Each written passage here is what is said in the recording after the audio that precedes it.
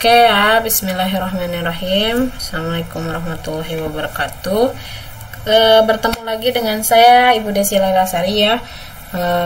Kita akan belajar geografi. Nah, untuk hari ini kita akan belajar bab 2 ya. Selama berapa ya? 5 pertemuan ke depan mungkin ya. Kita akan mempelajari tentang pengetahuan dasar, pemetaan, penginderaan jauh, dan sistem informasi geografis atau SIG ya.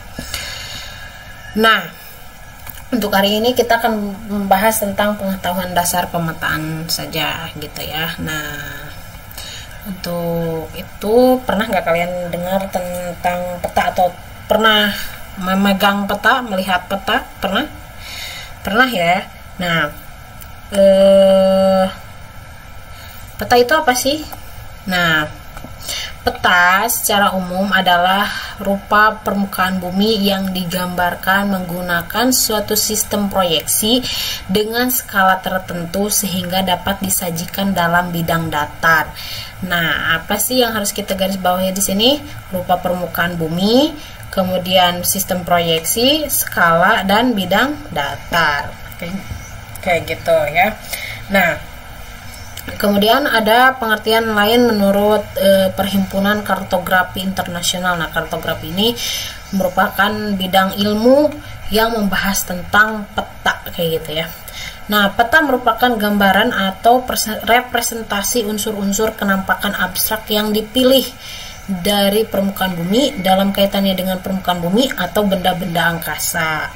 Nah, sekarang pertanyaannya, apa sih bedanya peta, atlas, dan globe?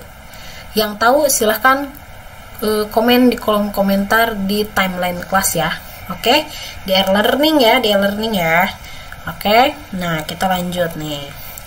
Ada 3 hal penting yang terkait dengan peta, yaitu yang pertama, ada pemilihan fenomena muka bumi yang dianggap penting sesuai dengan tema dan judul peta. Misalnya di sini ada contohnya peta Roma ya. Nah, di sini judulnya Wales in the Roman Era kayak gitu ya. Nah, atau kalau kita bayangkan ini petanya peta Jawa Barat, misalnya peta Jawa Barat, peta Provinsi Jawa Barat tahun 1945 misalnya. Nah, berarti menggambarkan Jawa Barat pada saat itu kayak gitu. Nah, kemudian yang kedua itu ada proses pemindahan bentuk muka bumi dalam bidang datar dengan menggunakan sistem proyeksi. Nah, di sini dipindahkan tuh harus sesuai bentuknya, luasnya gitu kan, dengan proyeksi yang ada yang kita akan bahas nanti pertemuan minggu depan ya. Nah, kemudian yang ketiga ada proses pengecilan ukuran muka bumi yang sebenarnya dengan menggunakan skalanya. Di sini skala ya. Nah, oke. Jadi itu adalah 3 hal penting yang harus kalian ingat ya dalam peta. Nah, kemudian kita bahas tentang jenis-jenis peta. Jenis peta itu ada 2 ya, ada peta umum dan peta khusus atau peta tematik. Nah, peta umum ini yaitu menggambarkan segala sesuatu di permukaan bumi secara umum ya, namanya juga peta umum. Nah, peta umum ini ada 3 jenisnya nih. Yang pertama peta korografi, yaitu peta yang menampilkan permukaan seluruh atau sebagian permukaan bumi secara umum. Nah, seperti ini nih. Nah, jadi dia menggambarkan muka bumi ya. Nah, ada yang tahu ini benua apa? Ada yang tahu? Ini adalah benua Eropa, betul. Nah, kemudian ada peta topografi. Nah, peta topografi juga peta yang menampilkan relief atau bentuk permukaan bumi, dimana di sini ada warnanya ya. Warnanya dari hijau sampai coklat. Nah, di sini kita bakal tahu nih di mana sih dataran rendah itu, di sini ya, di sini. Kenapa? Ya iya, yang warnanya hijau itu 0 sampai 500 mdpl. Apa itu mdpl? Meter di atas permukaan laut kayak gitu. Kemudian di sini ada warna kuning nih. Nah, naik lagi nih, agak naik ya. Ketinggiannya tuh 500 sampai 1000 dan seterusnya sampai warna coklat di sini ya. Kemudian ada peta dunia. Peta dunia ini peta umum dengan berskala sangat kecil dengan cukup cakupan wilayah yang sangat luas. Nah, ini peta dunia kayak gitu ya. Nah, kemudian jenis-jenis peta. masih jenis-jenis peta ya. Yang kedua itu peta tematik ya, itu menggambarkan segala sesuatu di permukaan bumi secara khusus ya, atau dia membahas petanya itu berdasarkan tema-tema khusus gitu. Misalnya di sini peta administrasi Kecamatan Sokaraja ini ya. Jadi di sini menggambarkan ya wilayah administrasinya Kecamatan Sokaraja saja kayak gitu, tidak ada yang lain. Kemudian misalnya ada peta yang lain, misalnya peta geologi Kecamatan Sokaraja ya, berarti menjelaskan batuan-batuan apa saja nih yang ada di Kecamatan Sokaraja, seperti itu. Selain peta tematik dan peta umum tadi, nah ada juga peta berdasarkan skala ya. Nah di sini peta berdasarkan skala itu ada 4 jenisnya ya. Yang pertama peta kadaster ya, yaitu memiliki skala yang sangat besar, yaitu 1:100 sampai 1:5000 gitu ya. Nah kok skala sangat besar tapi angkanya kecil? Nah jadi analoginya seperti kaca pembesar, tau kan ya, kaca pembesar. Nah kalau misalnya semakin dekat kan semakin infonya detail tuh ya informasinya.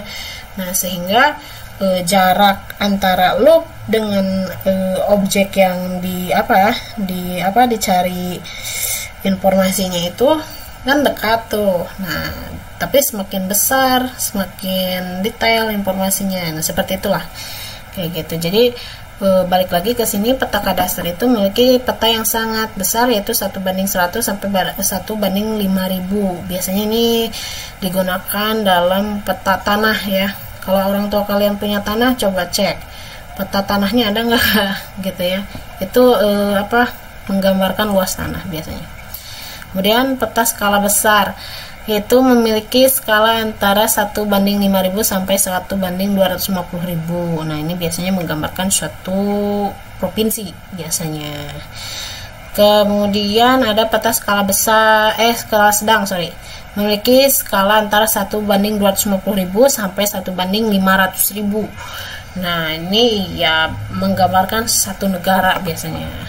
Kemudian peta skala kecil, dia memiliki skala antara 1:500.000 sampai 1:1 juta. Biasanya dia digunakan dalam menggambar peta dunia misalnya, atau peta beberapa benua gitu ya.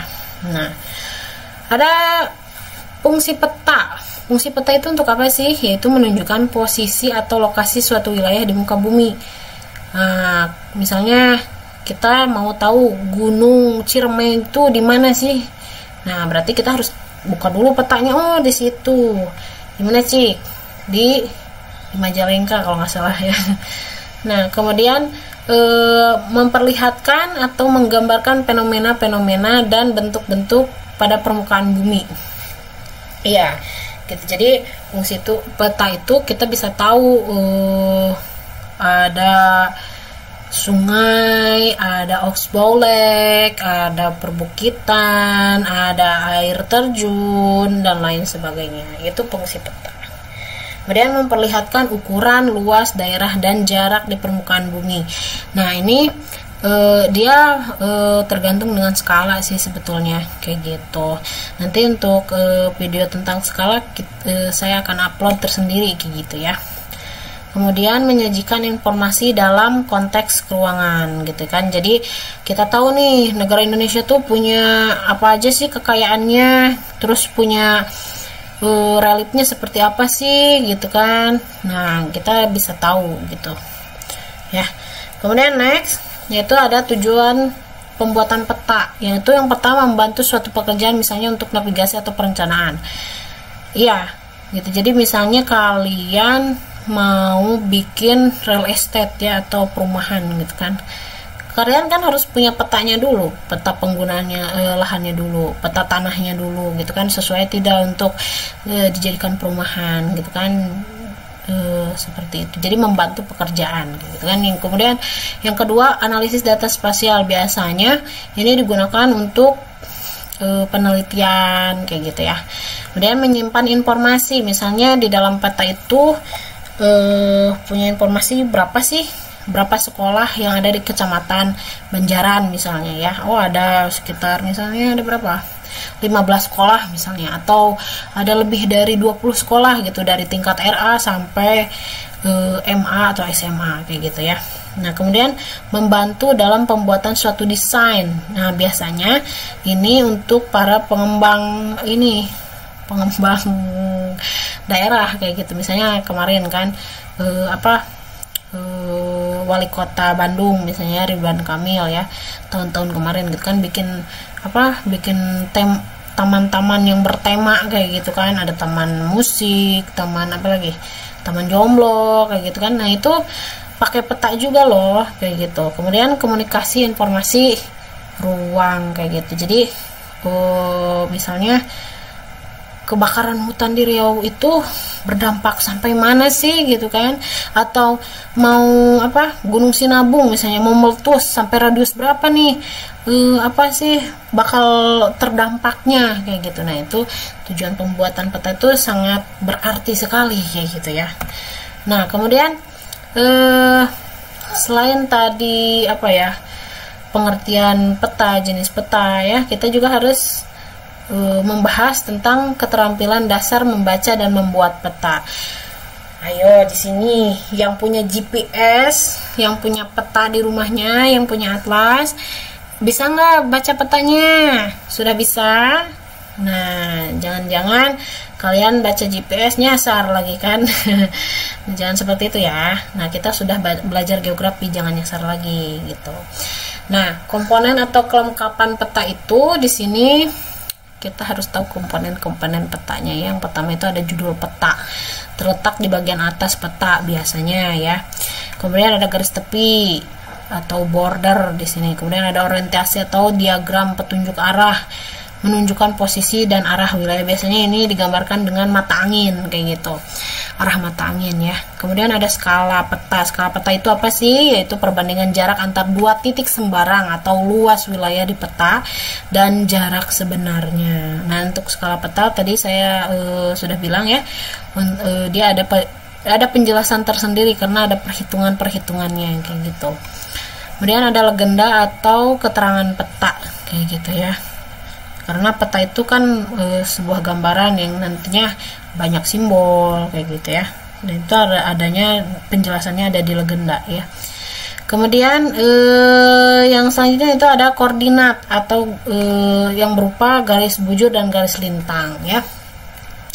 Kemudian ada simbol peta ya untuk mewakili benda yang sebenarnya pada peta. Misalnya ada pelabuhan, bandara, kemudian ada masjid, kuburan ya, gereja dan lain-lain. Kemudian lettering, semua tulisan yang bermakna yang terdapat pada peta. Misalnya nama sungai misalnya Citarum. Nah, Citarum itu harus nulisnya seperti apa sih? Ada aturannya gitu kan, tidak bisa ditulis sembarangan kayak gitu. Biasanya kalau menuliskan tentang wilayah perairan itu italik ya, atau miring dengan hurufnya Arial, biasanya kayak gitu. Kemudian warna peta untuk menonjolkan perbedaan objek pada peta gitu kan. Tadi tahu kan mana ada daerah dataran tinggi, dataran rendah misalnya, atau misalnya di sini warna kuning semak belukar misalnya, dan lain sebagainya ya. Kemudian ada sumber data dan tahun pembuatan, yaitu menunjukkan sumber data yang digunakan dalam pembuatan peta. Ini sangat penting sekali karena peta itu bukan peta, muka bumi itu selalu berubah-ubah gitu kan. Contohnya misalnya yang tadinya sawah jadi perumahan kayak gitu. Itu akan mempengaruhi peta ya.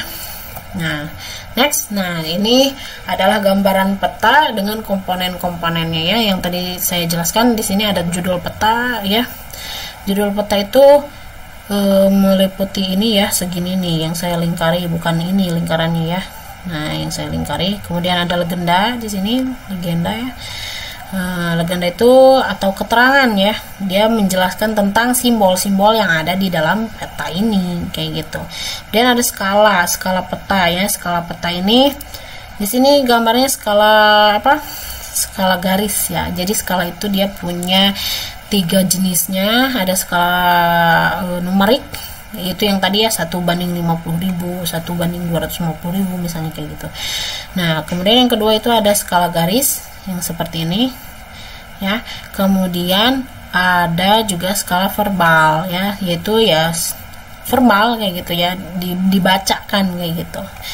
Nah, kemudian ada sumber ya, di sini ada sumbernya, kemudian ada orientasinya, rahmat anginnya, ada letteringnya, di sini adalah nama-nama kecamatan gitu kan, nama jalan ya. Kemudian ada warna, di sini ada warna apa ini? Biru itu untuk apa, kuning itu untuk apa, hijau untuk apa gitu kan. Kemudian ada garis tepi ya, di sini garis tepi itu yang ini nih, yang ini. Nah, kemudian yang satu yang di sini nggak ada itu adalah koordinat. Sayang sekali ya nggak ada. Nah, koordinat itu kan menggambarkan garis bujur dan garis lintang. Nah, pertanyaannya, garis bujur itu yang vertikal atau yang horizontal? Garis bujur ya.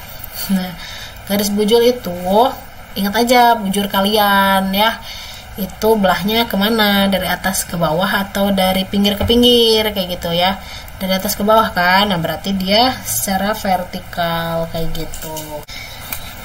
Oke, pembahasan selanjutnya itu tentang keterampilan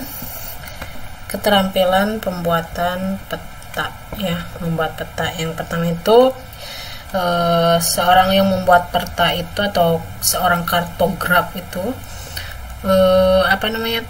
dia harus mengumpulkan data terlebih dahulu.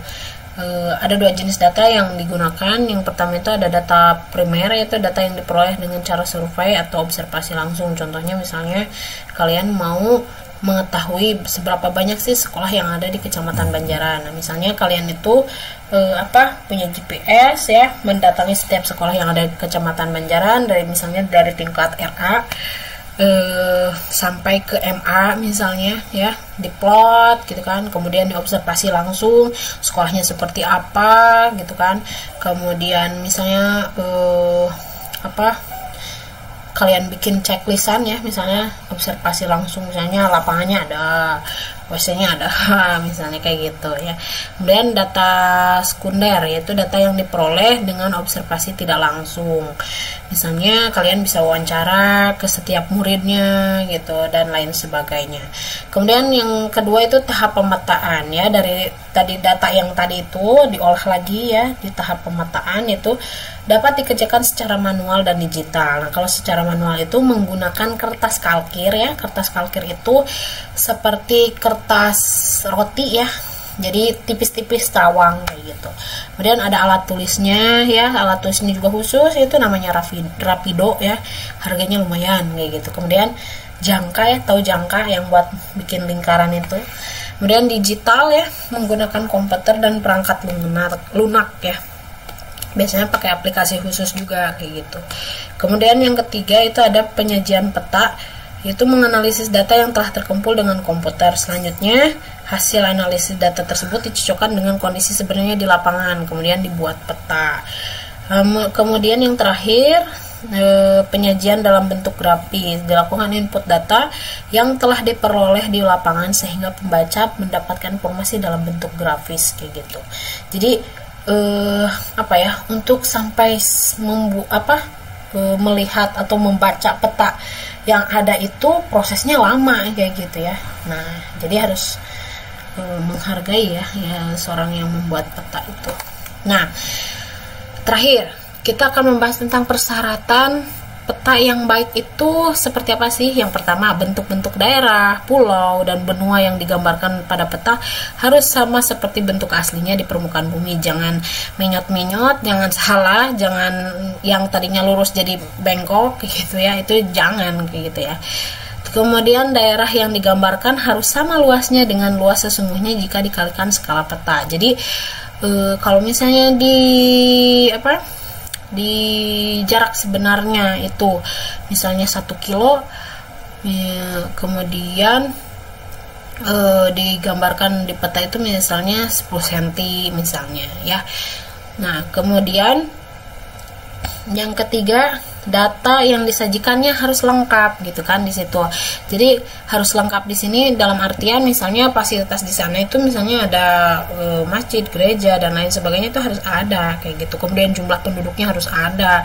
Misalnya kalau dia menggambarkan peta tentang jumlah penduduk kayak gitu. Kemudian mudah dimengerti ya, yang paling intinya ini mudah dimengerti, mudah kebaca gitu. Oh, di sini teh ada warung makan ini, restoran ini misalnya ya. Nah, kemudian peta harus rapi, indah dan menarik. Iya dong, gitu kan, supaya bisa bisa dibaca dengan mudah, harus menarik, harus rapi, kayak gitu ya.